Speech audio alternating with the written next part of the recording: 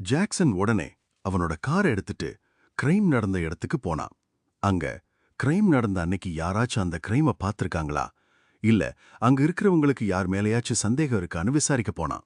அங்க இருக்கிறவங்க எல்லாரும், நான் அப்படி ஒரு கிரைமை பார்க்கல, யாரையும் சந்தேகப்படுற மாதிரியும் நான் பார்க்கல அப்படின்னு சொல்லிட்டாங்க. அப்புறம் ஜாக்சன் அவனோட கார் எடுத்துட்டு அவனோட வீட்டுக்கு போயிட்டு இருந்தான். அவனோட வீட்டுக்கு போன உடனே அங்க அவங்க அப்பா இருந்தாரு. ஜாக்சன் வீட்டுக்கு போனோனே படுத்துட்டான்.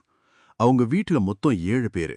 அவனோட அப்பா, அவனோட அம்மா, அவனோட தம்பி, அவனோட தங்கச்சி, அவனோட ஒரு அக்கா, அவனோட ஒரு அண்ணா. அவனுடைய அண்ணா ஐடி கம்பெனில ஒர்க் பண்றான். அவனுடைய அக்கா ஒரு ஹாஸ்பிட்டல்ல டாக்டரா இருக்கா. அவனோட தம்பி காலேஜ் ஃபர்ஸ்ட் இயர் படிச்சுக்கிட்டு இருக்கான். அவனுடைய தங்கச்சி 10th படிச்சுக்கிட்டு இருக்கா. அவனுடைய அப்பா ரயில்வேல இருந்து ரிட்டையர் ஆயிட்டாரு. அவனுடைய அம்மா கவர்மெண்ட் ஸ்கூல்ல ஒரு டீச்சரா இருக்காங்க. என்னடா இவன் அவங்க பார்க்குற வேலைய மட்டும் சொன்னேன், அவங்களுடைய பேரை சொல்ல மாட்டேன்னு கேட்குறீங்களா? இருங்க இருங்க, அவங்களோட பேரையும் சொல்றேன். அப்பா பேரு பிராங்க்லின், அம்மா பேரு ரோசி, தம்பி பேரு பெஞ்சமின், அண்ணன் பேரு ஜேம்ஸ், தங்கச்சி பேரு ஜெசிகா, அக்கா பேரு பெர்லின். இருங்க இருங்க, இந்த வீட்டோட முக்கியமான ஒரு ஆளை சொல்ல மறந்துட்டேன். அட என்னடான்னு பாக்குறீங்களா? இந்த வீட்டோட கடைக்குட்டி, அதாவது உங்களுக்கு நாய்க்குட்டி.